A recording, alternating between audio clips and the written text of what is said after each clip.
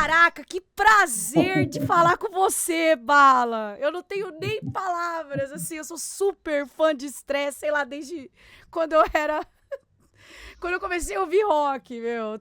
Uma honra, Ah, de verdade. Eu tô muito feliz de você estar aqui com a pô, gente legal. hoje e dizer que você é uma das referências pra gente aqui, assim, pra mim, que gosto muito de metal, principalmente metal nacional. Obrigada por estar aqui, Bala. Obrigada por estar aqui com a gente no Bate-Cabeça. Olha, Cintia, o prazer é todo meu, querido. E eu fico lisonjeado, né, de toda essa moral que você me deu aí, essa consideração aí. O velhinho, o coração de metal do velhinho derreteu um pouquinho aqui agora. Que maluquice, cara. Eu sempre. Nossa, quando eu comecei a ouvir metal ali, porque parece que eu não sou jovem, não. Eu tenho 40 anos já. Mas, Ah, garotinha, menina. mas ouvi muito estresse. Inclusive, fui no show de vocês quando eu morava em São Paulo. E, Foi meu, mesmo. só. Olha só, olha, os caminhos se encontram. Eu aqui no meio da selva amazônica agora, aí você aí na selva de pedra, né? Que Os caminhos se encontram. maluquice. Que maluquice. E aí, Bala, me conta, vocês estão com o quê? 50 anos de carreira? Exato. Se a gente for contar a partir do primeiro show, né, oficial com o nome Stress, que foi em 77, 10/10/77, eu não esqueço a data. Eu faço aniversário Então, dia 10/10. é É mesmo? mesmo. Então, aniversário junto, hein? É Então, total. então em 2027, a gente vai completar 5 décadas aí de metal, né? Olha só. Que Ai, maluquice isso. rapaz, mas passou correndo aí, eu faria tudo de novo. Aí eu tenho vontade de recomeçar tudo de novo, olha. Foi muito bom. Muito bom. Bala, me conta, em 2026, o que vocês têm, assim? Eu sei que vocês lançaram um single novo, que é o Grito de Liberdade.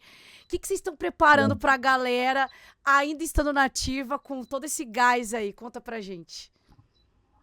Pois é, né, a gente teve o lançamento do Devastação em 2019, a gente se preparou para fazer a tour 2019 e veio a pandemia, né?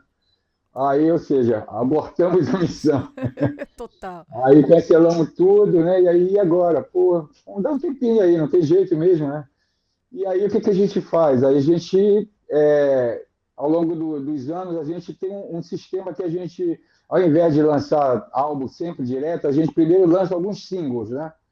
Como a gente fez com Coração de Metal, depois a gente lançou ali Brasil Heavy Metal é a Lei, e aí lançamos o Devastação. E agora lançamos Gritos de Liberdade, né, que é o nosso último single, lançado no Dia do Rock ano passado, né, dia 13 de julho.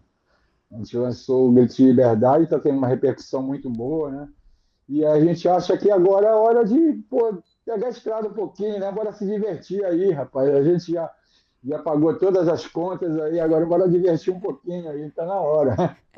O que vocês têm de programação de shows, assim, pra agora, então? Turnê? Conta pra gente.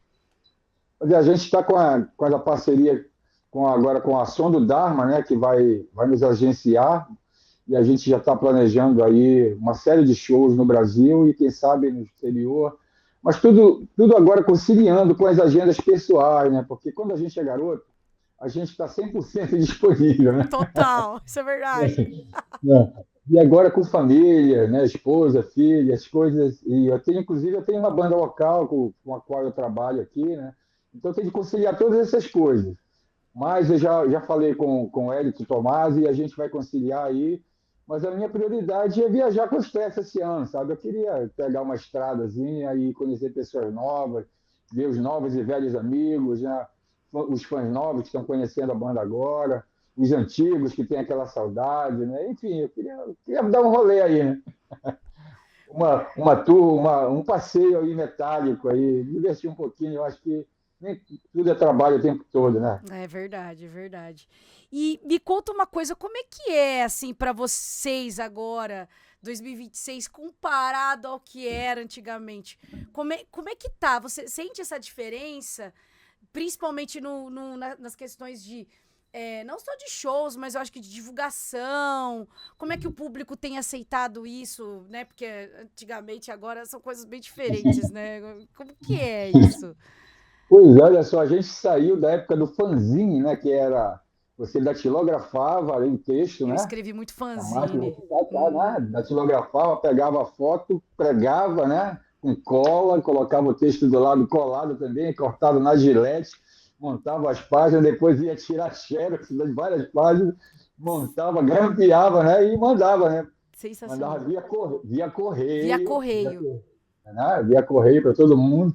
E, eventualmente, você mandava uma fita cassete, né? Ilustrativa ali do fanzine, né? E foi assim que, lá no início, a gente teve nosso primeiro disco divulgado. Foram alguns fanzines gravavam a nossa fita cassete e começavam a mandar. Quando via, a gente já estava, né? Como assim, na linguagem atual, viralizando, mas na idade da pedra, né? Então a gente começou a ficar conhecido ali, né? E a diferença é enorme, sem dúvida. Para você, para você fazer o contato com alguém, você tinha de pagar um inteiro urbano, que era Uma uma fortuna. facada, né? O próprio telefone aí, variações na bolsa, olha só. Total. Olha que maluquice que a gente vive. Então, para você fazer uma ligação, um contato, assim, a coisa era muito radical, muito, né, arcaica. E tanto é que a gente não tinha a menor noção do que estava acontecendo em Rio e São Paulo. Quando a gente foi tocar no Rio a primeira vez, foi em abril de 83, no Circo Voador, a gente não tinha a menor noção do que estava acontecendo no movimento do Rio, muito menos em São Paulo, né? Então, quando a gente chegou lá para fazer o primeiro show, e aí as pessoas já conheciam a banda porque o nosso disco estava tocando na Rádio Fluminense, a maldita, né? Então a gente não tinha essa noção ainda de que a gente era uma banda conhecida pela música lá, né? Embora a gente não tivesse nunca aparecido lá. Então era tudo muito artesanal, né? Então, se eu contar as histórias, eu vou me alongando aí, os casos vão, vão remoendo aqui, mas a diferença é brutal. Hoje em dia hoje em dia eu consigo, a gente consegue gravar um disco com o nosso baterista morando no Rio, né? Eu mando para ele, faço uma gravação artesanal aqui em cada violão e voz, no metrônomo, aí eu mando para ele, ele ouve, manda a bateria de lá, eu chego aqui, gravo contrabaixo com a guitarra, ponho a voz, mando para o cara mixar em São Paulo, quando vem de lá, vem aquele produto fantástico, né? Que hoje em dia já temos a tecnologia para fazer isso. Então é tudo muito mais fácil, né, nesse sentido. E, por outro lado, também, com essa facilidade, está todo mundo usufruindo dela. Então, a competição também continua grande. Né? Você, por um lado, houve a facilidade, a competição aumentou também, e aí se destaca quem tiver mais talento, né? Quem tiver mais capacidade de distribuição, de comunicação, no caso. A comunicação hoje é fundamental na história, né? Com certeza. Mas eu ainda acho que bandas como Stress, acho que a gente não vai ver tão cedo. Porque vocês fazem um metal muito enraizado, é muito único, sabe? E mesmo lançando o Grito de Liberdade, lançando outras músicas desse álbum novo e tudo mais, é muito difícil você comparar, porque hoje em dia é muito. A gente estava até discutindo isso aqui na live. É muito. É a parte do metal do mais moderno e tudo mais, né? Não tem aquela raiz do metal em si, né? Que vocês começaram há tanto tempo, porque vocês são os precursores aqui no Brasil, praticamente, né, Bala? Pois é, mas a gente não tinha essa ideia que a gente era precursor. Como eu te falei, a gente não tinha contato com o pessoal do Sul e Sudeste, né? Ali principalmente. Então, quando a gente chegou no Rio para fazer o nosso primeiro show lá, a gente imaginava, pô, cara, vai ter uma porrada de banda de rock pauleira que falava na época, não Rock existia o nome, pauleira, né? Era exatamente. rock pesado, rock pauleira. Vai ter ser uma noite pauleira de rock. Aí quando as bandas começaram a tocar, as bandas de abertura, a gente nem sabia que a gente era a banda principal, olha só. As bandas de Nossa. abertura começando a tocar, e aí a gente viu bandas de blues, rock and roll, né? Aquela coisa, aquela pegada ainda muito setentista ali, meio 60, né? Aí eu fiquei lá no camarim ouvindo as músicas, as bandas tocando muito bem, instrumentos importados, coisa que a gente não tinha a menor noção de que existiam, que aqui era só Janinho que a gente tinha mesmo, né? Nossa. Então, aí, muito bem tocado, os caras com uma boa produção, bons instrumentos, mas nada de aparecer o rock pauleiro. Eu digo, cara, quando é que vai entrar aí uma banda de rock pauleiro? E aí não entrou, simplesmente não entrou nenhuma. E quando a gente entrou, tocando as músicas do nosso primeiro disco, que já era pegada heavy metal mesmo, né? Mas para nós era pauleira ainda. Aí começamos a tocar o Circo Voador Veio Quase Abaixo. E foi aí que tive a noção, né? Quando a gente terminou o show, que a gente quebrou o instrumento, teve um capítulo desse lá, né? A gente quebrou o instrumento, aí o público invadiu, carregou a gente, e foi ali naquele momento em que alguém carregando a gente disse assim: é a primeira banda de heavy metal do Brasil. E aí foi, eu digo, porra, história de heavy metal é essa? E começou, foi ali que eu comecei a conhecer o termo heavy metal e saber do que se tratava, né? Outra coisa também que me espantou foi a chamada para esse show na Rádio Fluminense. A Rádio Fluminense é que patrocinava ali o Rock Voador, né, ali no início ali dos anos 80. E na chamada da Rádio Fluminense era muito legal, né? Que eles colocavam a introdução de uma música nossa com bateria lá, aí o cara entrava com áudio assim, direto do inferno amazônico. Caraca! Que Aí sensacional, cara! tocava um pouquinho mais da música e tal. A banda mais pesada do Brasil, o Judas Priest brasileiro. Aí estreia a primeira noite de heavy metal do Circo Voador. Aí fez um H do caramba, né? Eu digo, porra, os caras que estão gostando da gente. E nesse mesmo dia, à tarde, na tarde do show, teve um especial na Rádio Fluminense, tocando todas as músicas do nosso primeiro disco. Isso aí a gente nunca mais vai ver na vida. Cara, que loucura! Para você tocar uma música, tem que pagar um jabazão enorme agora. Imagina naquela época, né? Nunca, o disco nunca todinho. Mais. Não, eles tocaram na íntegra, tudo? Na íntegra. Eles tocavam e comentavam. Porque a guitarra faz isso, a letra faz aquilo, não sei o que. Tinha um comentário, né? Que então loucura. Foi um negócio assim, né? Eles trataram a gente assim, realmente em alto nível. Na passagem de som do Circo Voador, o Circo Voador já estava lotado para querer ver a banda estreia de onde que a gente era e tal.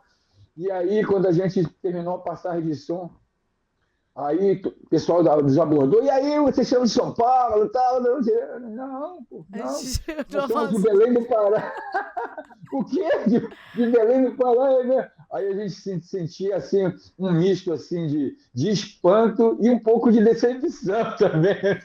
Que loucura! Porque eu acho que, né, na cabeça deles, eles imaginavam assim, ó, pô, cara de Belém do Pará, os caras vêm aqui, tocam heavy metal. Aí eu digo, pô, será que os caras têm noção mesmo? Porque a gente não sabia que não tinha heavy metal lá. Isso era passagem de som ainda, né? Aí por que os caras tão abismados, tão espantados e tal, né? Aí eu acho que foi aí que a história foi. Só esse capítulo do primeiro show Circo Voador daria um livro, porque aconteceu tanta coisa nesse dia lá, sabe? Que maluquice! Então, esses são os primórdios, assim, e a gente, ainda garoto novo, eu tinha 21 anos, quando a gente tocou lá, e aí tudo era novidade para nós. O Rio de Janeiro era uma cidade, assim, como se fosse, assim, um paraíso a ser conquistado, a ser descoberto, porque a gente só via aquelas fotos das praias, no Maracanã, né, Corcovado, e a gente aqui no norte, porra, mas aqui a gente não tem isso. Aqui é tudo plano, não tem uma montanha, só tem árvore e rio. Eu queria ver lá. Aí quando a gente vê, pô, aquela água de lá é azul, é verde, a nossa água aqui é meio escura, meio barrenta. Ou seja, é tudo novidade para a garota, assim, né? E aquilo foi tudo uma descoberta muito grande. Foi um momento, assim, né, de despertar, assim, para um novo momento, né? Que a gente saiu de uma cidade aqui, que era, até então era uma cidade pacata, Belém do Pará, né? E chegamos no grande centro, que o Rio era o maior centro de disseminação da cultura, né? No Brasil todo, porque ali estavam as grandes rádios, as grandes gravadoras, as televisões, todos os artistas que iam morar no Rio ali, no início dos anos 80, né? Uhum. Então, né, o Rio era o foco, era o alvo a ser atingido ali. Sensacional. E, tirando esse momento marcante, você tem algum outro momento marcante, assim, para nos falar aqui da banda, assim, desses quase 50 anos de carreira, ô Vala? Tem sim. Tem um momento aqui, foi quando a gente recebeu a notícia de que a gente ia abrir o show do Iron Maiden aqui na nossa cidade, em Belém. Nossa. Isso foi. Eu até deixei anotado que eu ia perguntar sobre como é que foi essa sensação. Me conta. Pois é, agora você imagina, a gente nos anos 70 ali, final dos anos 70, a gente conseguia aquele disco do Iron Maiden, Duras Penas, que um amigo nosso trazia do exterior, né, para a gente ver, porque não tinha no Brasil ainda. Aí a gente olhava aquela capa, o Ed, né, com aquela cara violenta, assim, esse cara deve ser desgracento, esse cara que a gente imaginava que era até um mascote da banda.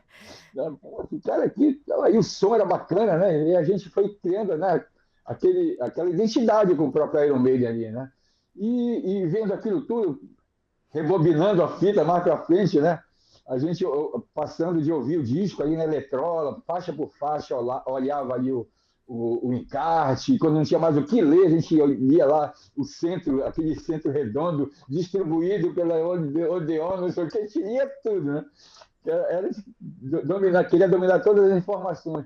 E aí, cortando a cena, agora você imagina, a gente passou por isso, flutuando aquela banda, e no futuro não muito distante, a gente está ali né, no camarim com os caras, estivemos ali no buffet, o buffet era um buffet comum, as duas bandas, né? Nós, no mesmo buffet com os caras do Iron Maiden ali, batendo um papo e tal, né? E ali, conversando, interagindo com nossos ídolos, eu digo, não é possível que isso esteja acontecendo, que eu estou sonhando. Né? E outra coisa interessante que aconteceu ali naquele show também, foi que assim que quando a gente começou o show, as pessoas começaram a cantar nossas músicas, porque a gente tem muito hino, né? Então a gente tinha um show meio curto, assim, acho que era 45 minutos de show. Então a gente escalou todos os hinos, né? Todos os hinos que a gente tinha. E todo mundo cantava a plenos pulmões ali, o Gefron ainda cantava a letra. E aí no intervalo de alguma música, sempre tinha alguma frase de efeito, né? Que modestamente eu sou meio bom de palco, assim, para, né, conquistar a galera, ter aquela interatividade com o pessoal. Aí eu dizia frases tipo assim: hoje Belém é a capital mundial do heavy metal. Aí todo mundo gritava comigo, né? E nós não estamos representando aqui somente o Express, nós estamos representando toda a nação, coração de metal de Belém do Pará, do Brasil. Aí o pessoal gritava. Mas foi assim, sabe? O pessoal esperou tanto aquele momento daquele show que me deu a impressão de que eles gastaram energia muito mais no show de abertura do que no Iron Maiden. Eles ficaram prestando atenção para o Iron Maiden, lógico, né? Claro. Mas no nosso show extravasaram, né? E aí, cantando todas as músicas, o que aconteceu? Os caras do Iron Maiden, não é comum isso, mas eles saíram do camarim e foram para trás do palco assistir o nosso show. Vocês? Foram assistir esse show. Que foda. Minha esposa, que é produtora da banda, ela viu, estava com os caras lá atrás. Aí os caras assistindo o show, porque não é comum aquela reação de público para uma banda de abertura, porque tudo que eu falava, a galera ovacionava. Isso, ovacionava. Tem uns vídeos aí no YouTube que dá para ver bem isso, né? Eu falando e a galera cantando junto e gritando, com muito orgulho, né? O paraense orgulhoso de receber o Iron Maiden, que uma banda, né, prata da casa, digamos assim, embora seja uma banda nacional, mas nós temos aqui. E ali representando aquilo, tudo que se juntou foi uma sintonia incrível. E aí os caras assistindo o show, e aí no final do show, quando a gente terminou o show, aí toda a equipe do Iron Maiden foi cumprimentar a gente na saída ali do palco. Aí o Gene, que estava aí na rampa esperando a gente, batendo um papo com ele, e elogiou muito o show. E depois no site do Iron Maiden eles colocaram lá que o Stress foi a melhor banda de abertura da turnê no Brasil, né? E aquilo foi lisonjeiro pra gente, né? Eles compararam a gente com uma banda francesa lá, de metal tradicional, falaram um pouquinho assim, sabe? E é isso aí mesmo, é metal tradicional mesmo, é como se a gente estivesse fazendo parte daquele movimento da New Wave of British Heavy Metal, que por incrível que pareça, começou paralelamente o que a gente estava fazendo aqui. A gente não tinha muita informação. Então foi uma coincidência dos deuses do metal lá, sincronizaram assim, e eles fazendo o som deles lá e a gente fazendo o nosso aqui. Mas só que tinha uma sintonia entre as coisas, né? E eu acho que isso daí não tem como explicar isso, porque a gente aqui não tinha contato com quase ninguém, fazendo um som bem parecido com o que eles faziam lá, só que em português, né? Uhum. Esse que era o diferencial, porque a história da letra em português, nossa, já emendando aqui, eu vou lembrando das coisas aqui. Não, fica tranquilo, tá tudo em casa, fica tranquilo. Eu vou lembrando aqui as músicas, quando a gente começou a compor, A gente compunha em inglês. As primeiras músicas do Stress eram Sério, em eu inglês. ia perguntar isso. Eu falei, meu, por que vocês mudaram pra português? Assim, foi do nada? Como Foi. foi a ideia? Pois é, então a gente fazia. Quando a gente começou, a gente era uma banda cover, como todo mundo é, né? Sim. Quando a gente começou a fazer as nossas músicas próprias, havia uma expectativa muito grande do público paraense, do rock, que a gente já tinha um público grande e forte, de como seriam as nossas composições. Pô, todo mundo aguardando. Pô, será que o Stress vai ter composições tão boas quanto eles executam os covers dos grandes ídolos, né? E aí foi que a gente aproveitou um festival de música aqui e a gente lançou duas músicas inéditas do Stress. Uma era Stress Encefalodrama, que fez parte do primeiro disco, e a outra era Go to Hell, né? Ambas em inglês. E aí tocamos a música, todo mundo adorou, pô, instrumental mesmo, aquela batida da New Wave, British Heavy Metal, né? Batida Judas Priest, aquela coisa Saxon, Judas Priest. Todo mundo adorou as músicas. Mas aí vieram perguntar assim, mas, porra, Bala, mas aí, do que falam as letras? O que vocês falam nessas letras aí? E aí a gente olhou um para o outro ali, pro André, assim, a gente, pô, André, os caras não estão entendendo a nossa mensagem, André. E aí, rapaz, eu digo, porra, isso não é legal, cara. Não é bom a gente, porra, contar alguma coisa e as pessoas não entenderem.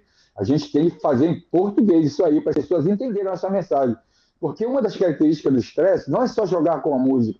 Além das nossas músicas serem boas, eu considero as músicas boas, Sim. e as letras também contribuem. As letras são um plus.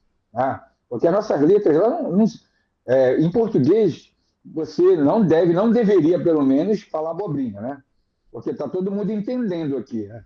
Aham. Falar, se você pegar uma letra aí de alguns dos nossos ídolos canas em inglês, você vê que tem muita besteirinha ali, né? Não Sim. são todas as letras que falam de um tema legal. Então, mas em português a gente diz, olha, a gente não pode falar besteira aqui, não, vamos fazer em português e tal, e com temas sérios, né? Com temas que despertem aí a reflexão das pessoas, temas sociais, temas É, vocês políticos, temas furaram a bolha né? total, fazendo Né? letra em português. Vocês furaram total a bolha. Era quase como se a gente fosse uma banda de punk, mas com uma letra forte, mas não assim chula, não com palavrões. Uhum. Muito pelo contrário. O André é um compositor que ele tem o dom da palavra, então ele sabe usar palavras fortes e palavras até requintadas quando necessário, né?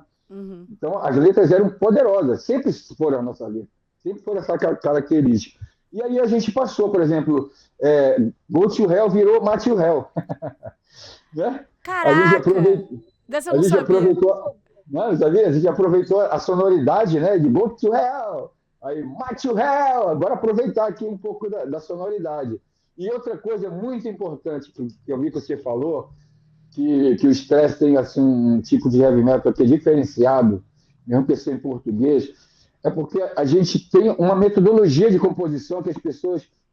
Eu já falo hoje em dia, podia ter guardado esse segredo, mas eu já falo. Sabe o que a gente faz?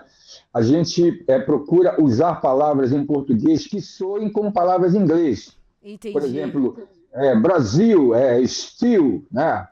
É, eu vou, go, é, vai, die, sabe? Umas terminações assim que soam no inglês e acabam passando que se você Super não prestar muita inteligente. atenção, né? Você não tem. E outra coisa, a gente prima pelos detalhes. Sabe o que é detalhe? Quando eu preciso de uma letra, eu falo, André, eu preciso, para essa letra, eu preciso que o tema seja mais ou menos. Então, o tema tu escolhe, mas eu preciso de um verso que comece com a letra a primeira palavra tenha 3 sílabas, a segunda tenha um ditongo aqui, bem aqui eu quero uma proparoxítona, é outra aqui, e termine, no final a frase termine em i, que eu quero que rime, vai aqui com essa com vi. Aí ele se vira lá, sabe? Aí vai esperando, aí quando eu vejo, e aí, Barro, o que tu acha aqui? Cara, o André já tem uma sintonia, né? E ele consegue fazer tudo isso mantendo um conteúdo de alto nível na letra. Entendeu? Ele Uhum. consegue todas essas adaptações que eu peço a ele e sem perder o conteúdo. Né? Então, as letras continuam mantendo um alto nível de assunto, né? de tema, e com a sonoridade que fica tudo perfeito. Ou seja, não atropela o cara na hora de cantar, porque às vezes a letra é tão grande, porque o verso é tão grande que o cara começa a cuspir letrinha de sopa de letrinha. Aí, pô, não, eu digo, não, eu não quero isso, André. Eu quero cantar, bem aqui. Sabe?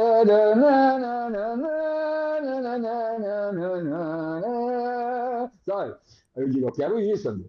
Tipo, como a gente faz na nossa música? Por exemplo, Brasil Heavy Metal. Há muito tempo eu vi nos anos 70 surgir. Ou seja, a gente alia a boa melodia. A melodia, para mim, é fundamental. Fundamental, que eu costumo dizer. Né? A música, a melodia também, ela é um elemento primordial na música, porque aquilo que te conquista. Né? Por exemplo, Coração de Metal, ela tem uma melodia simplesinha. É uma música de 3 notas, que virou hino, uma música de 3 notas. É hino, total. Sou parte disso aqui, sou dessa cidade. Ou seja, uma coisa simplesinha, né? E aí o refrão tem de ser matador. Não tem esse negócio de refrão que tu não entende se é refrão. Não, não tem de ser ali, na lata, para o cara ouvir a primeira vez, ouvir a segunda, já está cantando junto. Foi o que aconteceu com Coração de Metal, quando a gente tocou a primeira vez em São Paulo. Primeira vez eu toquei, cantei o refrão, no segundo refrão estava cantando junto comigo. Todo mundo estava cantando junto comigo. Sensacional. Isso acontece com muitas músicas. Brasil Heavy Metal foi assim, Heavy Metal é a lei. Então, a gente tem essa característica. E outra coisa, que, só para fechar aqui. Fica tranquilo, mano. É que a gente aborda alguns assuntos que o Red Bang ele se identifica. Sim. Quando a gente fala da nossa paixão pelo heavy metal, ou então da nossa busca por liberdade, né, por essas coisas, as pessoas entendem, pô, é isso aí que eu queria dizer, eles estão dizendo o que eu queria dizer. Então, aquilo a gente cria, né, essa empatia com o público, então eles recebem as nossas músicas assim, com muita facilidade, porque ela vem com um instrumental bom, naquela linha que você falou, que é um metal tradicional, sem muita frescura, direto ao ponto, riffs bacanas, pré-refrão, refrão ali, base de solo, dueto de guitarra, na hora que precisa. Na hora que tudo na dose certa. Na dose certa. Na hora que precisa, agora vai todo mundo aí, tá pronto, né?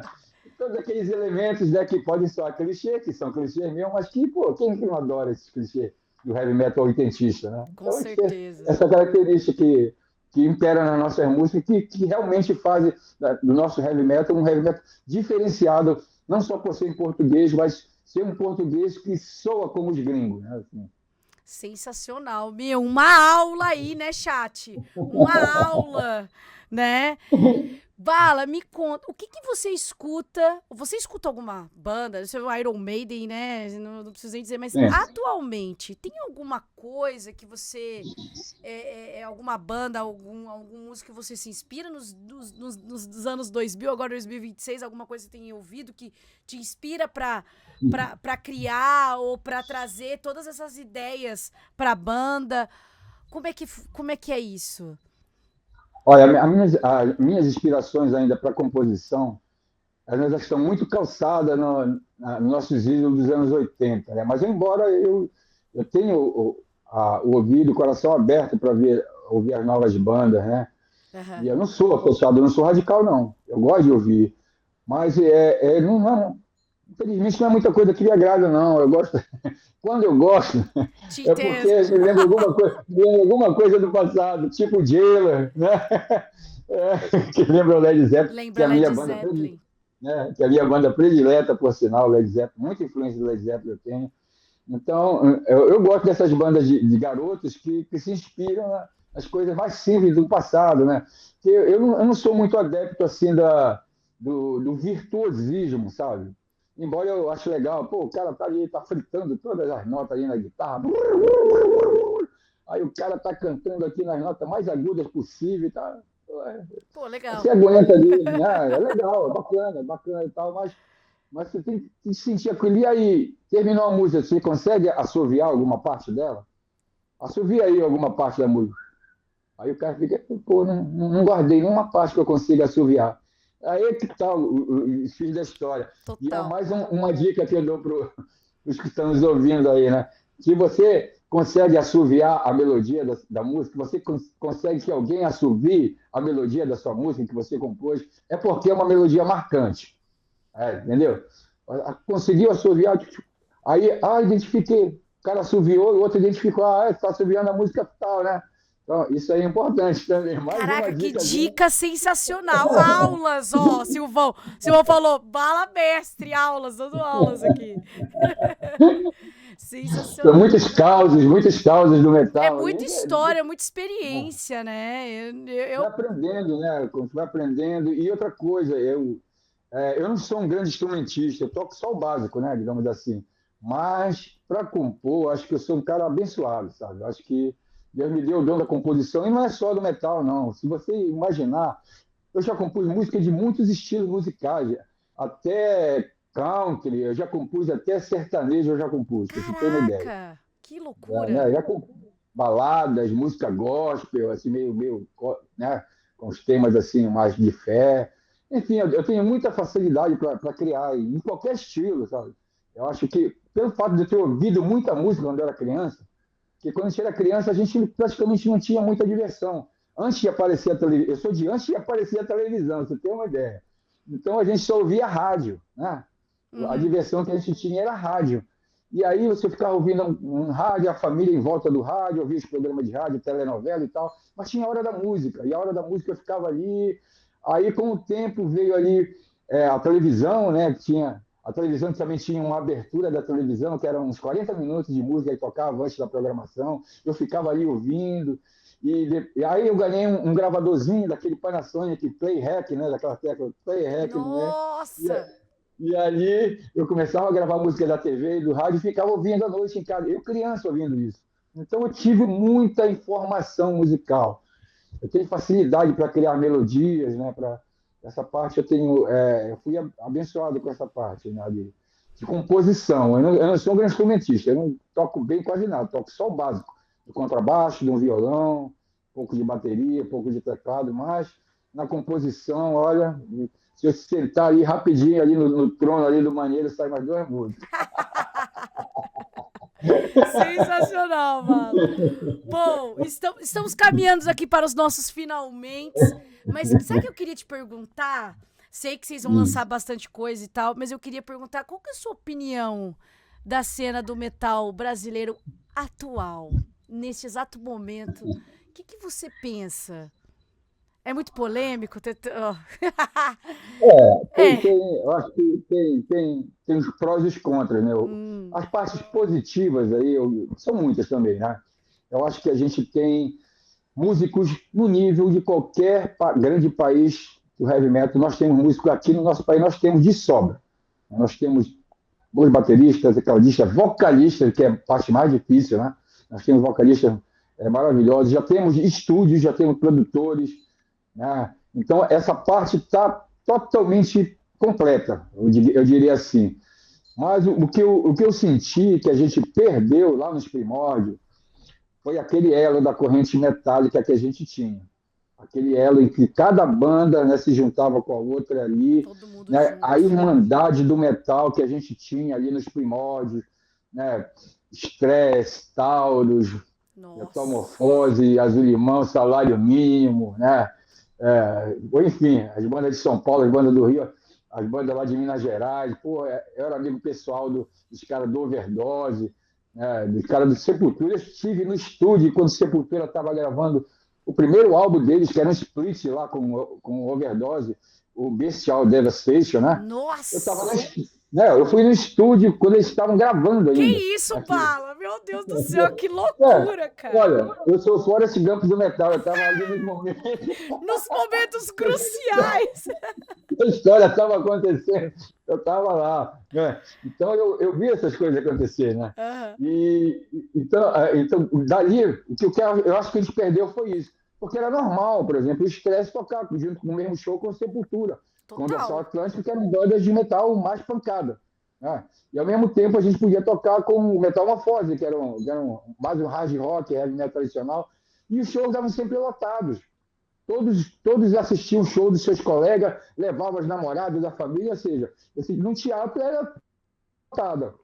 Casa de Circo Voador lotado, né, Planetário da Gávea lotado, esses lugares eram todos lotados. Então, eu acho que a gente perdeu isso. E isso daí, talvez não. Com certeza foi naquela virada ali de 86 para 87, que as pessoas podem não atentar para esse detalhe. Mas quando aconteceram as primeiras ramificações do estilo heavy metal, ele enfraqueceu. Porque a gente tinha o heavy metal. Todo mundo curtia o heavy metal, entre aspas, que era do Queen, e o heavy metal que era do Black Sabbath. Ninguém fazia distinção. Verdade. Apesar de serem coisas para cá. O AC/DC estava ali no meio, e né, E era Black isso. Sabbath ali, e era, né, todo mundo tinha o disco de todo mundo ali. Só que ali naquele momento, 86 para 87, eu senti que a ramificação do heavy metal, ao invés de fortalecê-lo, enfraqueceu. Aí a gente teve ali, logo depois, o thrash metal, power metal, speed metal, death metal, né, doom metal, white, black, enfim, são umas 30, eu nem sei se tem umas 30 ramificações Várias. hoje. Né? E eu acho que ali foi um divisor de águas, porque alguns rockers assim começaram a simpatizar mais com um estilo do que com o outro. Mas ao invés de gostar do estilo e continuar prestigiando o outro ali, eles começavam a criar uma picuinha ali. Não, porra, tu gosta essa banda aqui é farofa, porra. Até esse, o Kiss aqui é farofa, né? O Cinderela, rapaz, não, isso aqui, não, a parada aqui é Sodom, é não sei o quê, The Strokes. Então, havia isso. Foi ali que começou A treta o, toda. o pautoralho, né? Então, eu acho que esse momento aí não foi legal. Isso daí perdurou durante anos, né? E eu acho que nunca mais a gente voltou a se reunir, né? Eu acho que, com exceção dessas bandas que eu te falei, que a gente era amigo pessoal, os caras lá do SP Metal, os caras do Rio e tal, eu acho que ali começou a se dividir. E aí parece que a coisa foi degringolando, e se a gente for fazer isso para a época atual, o que é o divisor hoje são as ideologias políticas e religiosas, né? É. Parece que os caras não têm tolerância. Tu és cristão, tu não pode curtir heavy metal. Não, mas eu sou satânico, eu posso. Não tem isso. Para mim, o Maluquice. heavy metal é liberdade, inclusive de fé. Para você ter a fé que você quiser. Você pode se vestir do jeito que quiser, não precisa estar de preto toda hora. Eu gosto do preto. Eu tenho uma porrada de camisa preta ali. Mas tem hora que, pô, eu vou à praia, eu vou de camisa preta. Não, coloco uma camiseta já colorida ali, né? Coloco um boné ali, não, vou pegar um sol ali. Então, eu acho que esse foi um momento, assim, dois momentos aqui, que eu posso dizer que foram os prós e os contras. E eu fiz até uma música, engraçado, quando eu vejo muita polêmica assim, ou alguém faz alguma crítica, inclusive a mim mesmo, Aham. eu não parto para o ataque, não, assim, de, vai para casa desse cara. Não, sou um cara educado, eu tenho um bom linguajar, eu sei redigir bem, eu escrevo bem, e eu componho bem, que é o principal. Eu vou fazer uma música para esse caboclo aí que está falando isso. Vou fazer uma música para ti, peraí. Vou fazer uma música com o título de Ditador do Metal para ti. E eu fiz. E eu fiz, né? Aí eu tenho lá no YouTube, e tem uma polêmica garante essa música. Uns gostam, outros Depois eu vou desgostam. ver, depois eu vou dar uma Né? olhada. Depois você dá uma olhada lá, Ditador do Metal. Aham. E é uma música que eu misturei, eu peguei a liberdade de misturar, mas misturar mesmo, né? Não é tocar uma parte assim. Eu misturei um pouco da nossa música regional, que é o nosso carimbó, né? Com o metal pesado e o metal mais swingado, tem o metal também desgracento, e com muita melodia, com riff bacana, batida de bateria legal, né?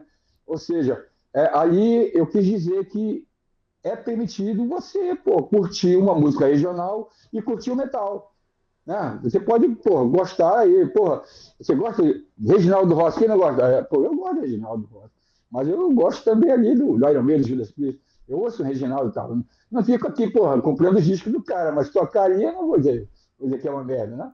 Mas fez parte da minha infância, a gente ouvia na rádio isso, né? Tem uma certa cultura ali, né? Sim. Então, eu acho que é permitido. Foi isso que eu quis dizer nessa música, que você tem que ter liberdade para se vestir, para se comportar, pela sua fé, para o som que você tem de curtir. E eu acho que é isso que está faltando no momento aí, nas pessoas respeitarem a liberdade dos outros, cara.